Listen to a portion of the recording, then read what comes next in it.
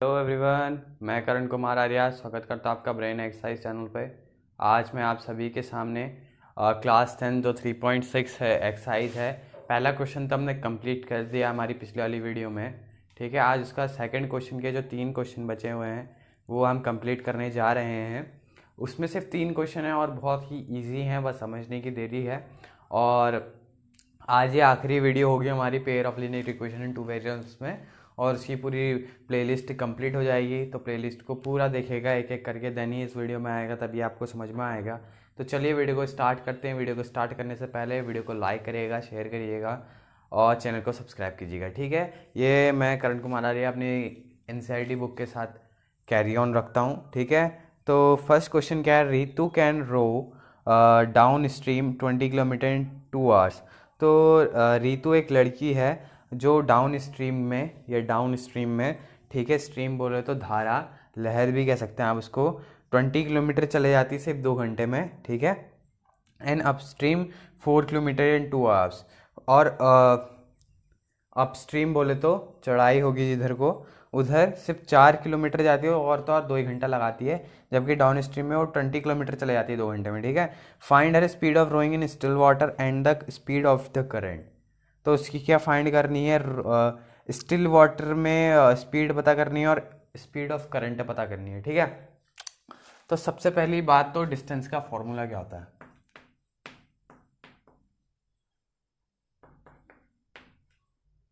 Speed into time. ठीक है, that was the formula of distance, क्योंकि इसमें काम आने वाला है। ठीक है, इतना याद रखना है। फिर क्या याद रखना है कि जो सबसे पहले तो मैं लिख लेता हूँ speed of rowing in still water, speed of Ritu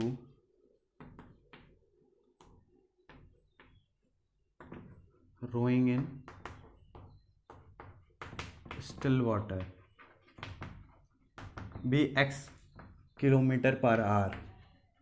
ठीक है, ठीक हो गया। और स्टिल वाटर में x मान लेते हैं, वही निकालना है क्योंकि स्टिल वाटर में स्पीड ऑफ रोइंग। ठीक है, और the speed of the current, यानी कि स्ट्रीम भी मान सकते हैं, speed of stream.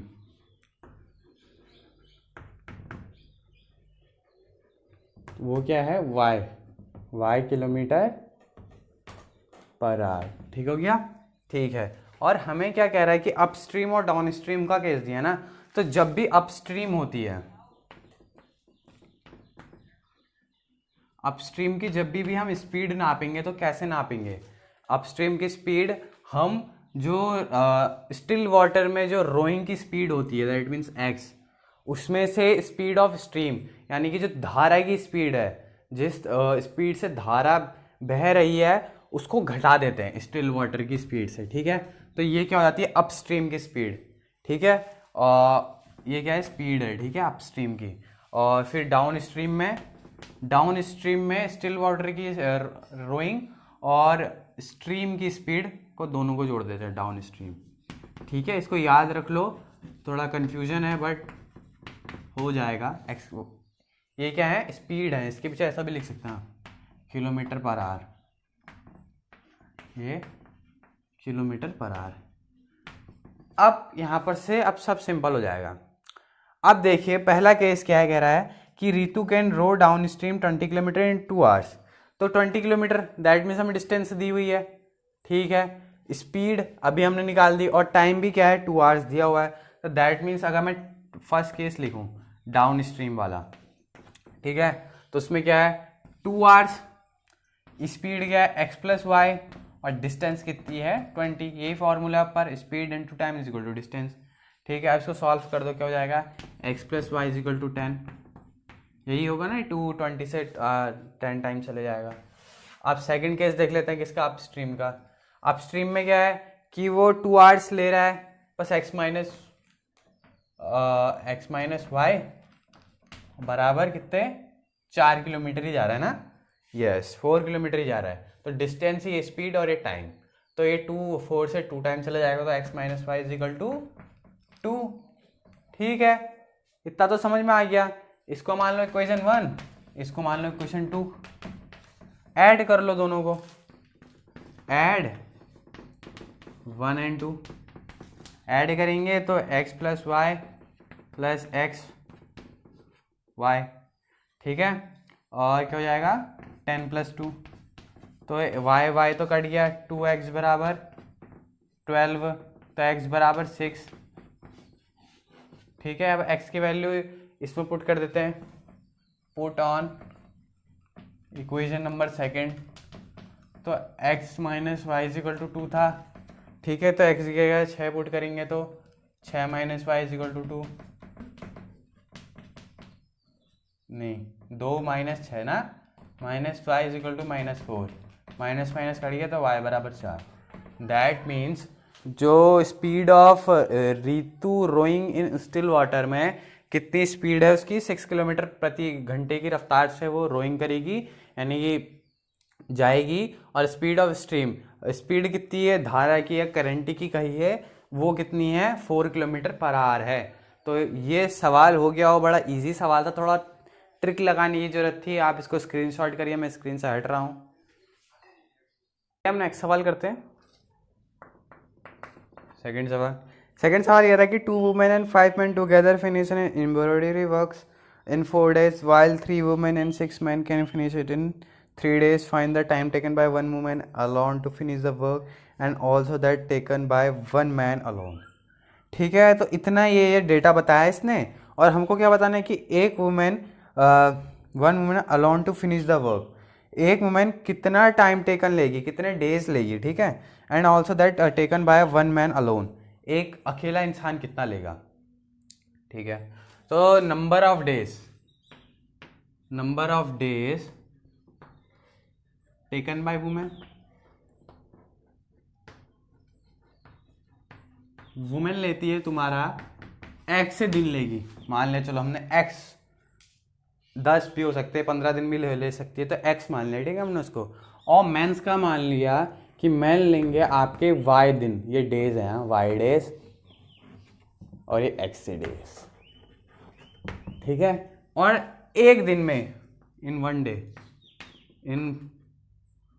Day women's लेती हैं 1/x, ठीक है।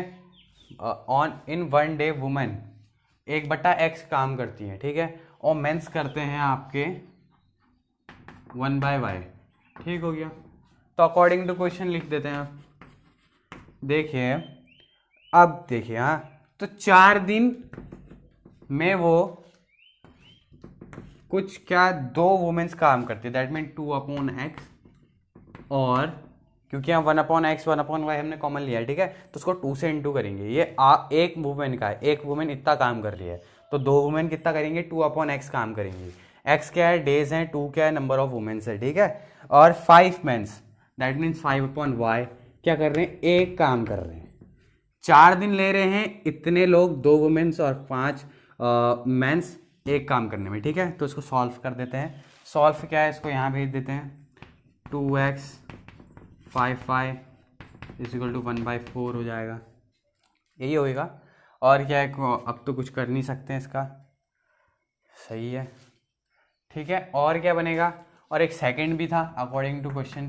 सेकंड क्या था कि 3 दिन लेते हैं वो, कितने लोग काम कर रहे हैं, 3 कर रही है वुमेन्स काम 3/x, और 6 कर रहे हैं मेंस काम, एक काम कर रहे हैं, ठीक है। यही है क्वेश्चन, सिंपल है, ठीक हो गया। तो वही क्या हो जाएगा 3/x + 6y = 1/3। अब देखिए x से y कॉमन है, तो पिछली वीडियो जिसने देखे होगी वो समझ जाएगा। अब यहाँ पर क्या करेंगे हम 1/x को कुछ मान लेंगे, दैट मीन्स हमने g मान लिया, और 1/y को भी कुछ मान लेंगे, हमने सपोज दैट k मान लिया। तो दैट मीन्स अब इक्वेशन क्या बन जाएगी, ये 1/x g है, अब 2 बचा है तो 2g हो जाएगा, ठीक है। इस इक्वेशन का यहाँ पर लिख रहे हैं अब हम स्टैंडर्ड फॉर्म में। अब 5/y है, वहाँ पर k मान रखा तो क्या होता जाएगा 5k हो जाएगा, 1/4 अपनी जगह रहेगा, ठीक है। अब इस इक्वेशन को भी वैसे ही बदलना है, तो एक हो जाएगा 3g, वो हो जाएगा 6k, और कितना हो जाएगा 1/3, ठीक हो गया।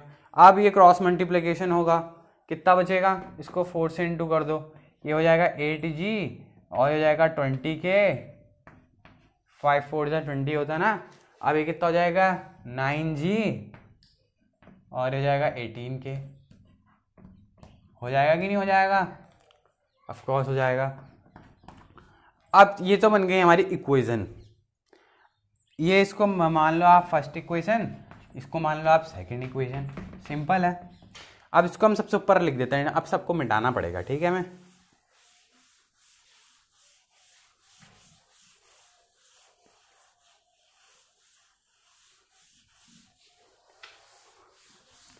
मिटा दिया। अब इसको सबसे ऊपर लिख देते हैं।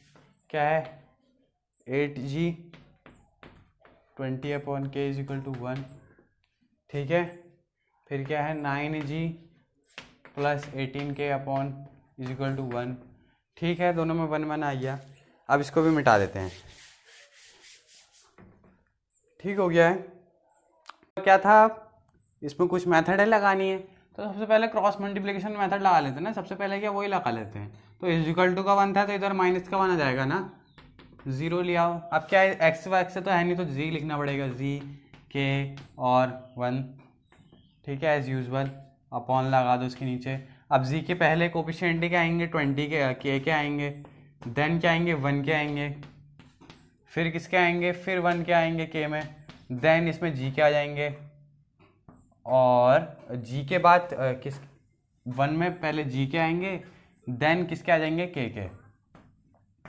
ठीक है। अब मल्टीप्लाई कर दो इसको, क्रॉस मल्टीप्लिकेशन। तो जी -20 माइनस का 18 के -9 माइनस का 8। इसके लिए आपको पिछली वाली वीडियो देखना बहुत इंपॉर्टेंट है। ठीक है। 18 8 से कितना होता है? 144, और ये कितना होता है? -180। ठीक है।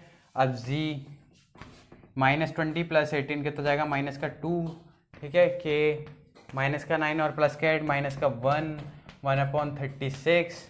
पहले इसको ले लेते, फिर इसको ले लेंगे। ठीक है। तो जी -2 = 1/-36, माइनस का 36 है। ठीक है। ठीक हो गया। जी माइनस तो कट गए, एंड के -1 = 1/-36, माइनस कट जाएंगे। ठीक है। और क्या आ जाएगा? ये 36 ऊपर जाएगा, 36/2, 36/2। फिर क्या? 1/g। तो फिर कितना आ जाएगा? ये 18/1/18 बराबर जी आ जाएगा। ठीक है। 1/18 = जी, और इसमें कितना आ जाएगा? इसमें आ जाएगा के बराबर 1/36। ठीक है। तो एक में तो के की वैल्यू 1/36 आई, और एक में आई वैल्यू 1/18। अब देखना, हमने क्या माना था? हमने माना कि था कि लेट द नंबर ऑफ, सबसे पहले तो हमने ये माना था कि 1/x बराबर हमने क्या ले लिया था? g ले लिया था ना। तो 1/x बराबर g, दैट मीन 1/x। अब g की वैल्यू क्या है? 1/18 है। ठीक है। तो एक क्रॉस मल्टीप्लिकेशन कर दो तो x बराबर 18 आ जाएगा। ठीक है। और ठीक है, 1/y 1/y हमने क्या लिया था? k लिया था। k की वैल्यू क्या है यहाँ पर? अभी निकालिए, 1/36। और क्रॉस मल्टीप्लिकेशन करते तो y बराबर 36। ठीक है। ठीक हो गया।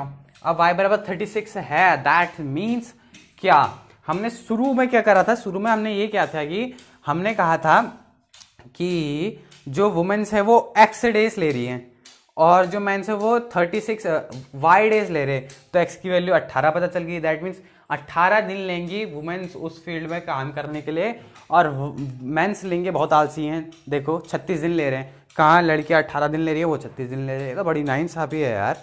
ठीक है, बहुत तेज काम करती है वैसे वुमेन्स। तो चलिए, ये सवाल भी हो जाता है हमारा कंप्लीट। अब चलते हैं आज के लास्ट सवाल पर, इस एक्सरसाइज के लास्ट सवाल पर, और इस प्लेलिस्ट के लास्ट सवाल पर, और जो होने वाला है बहुत ही बेहतरीन।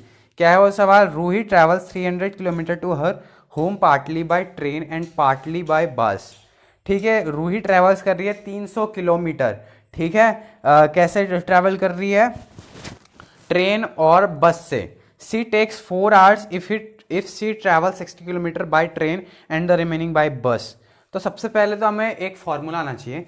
कैसा फॉर्मूला आना चाहिए? हमें आना चाहिए टाइम का फॉर्मूला, ठीक है। डिस्टेंस का पता रहता है हमको, स्पीड का पता रहता है, टाइम का क्या होगा, डिस्टेंस अपॉन स्पीड हो जाएगा, टाइम का फॉर्मूला, ठीक है। इसमें टाइम का फॉर्मूला पता चलना है, तो डिस्टेंस अपॉन स्पीड टाइम का फॉर्मूला होता है, ठीक है। तो देखिए 4 घंटे ले रहा, दैट मीन ये है 4 kilometre is equal to distance कितनी है, 60 किलोमीटर है, तो 60 किलोमीटर, ठीक है। और हमको क्या पता करना है, find the speed of the train and the bus. तो सबसे पहले क्या करेंगे, ये नहीं करेंगे हम, क्या करेंगे, let the speed of train x kilometre per our और बस की मान लेते हैं y किलोमीटर पर आवर, ठीक हो गया, बड़ा ही सिंपल है।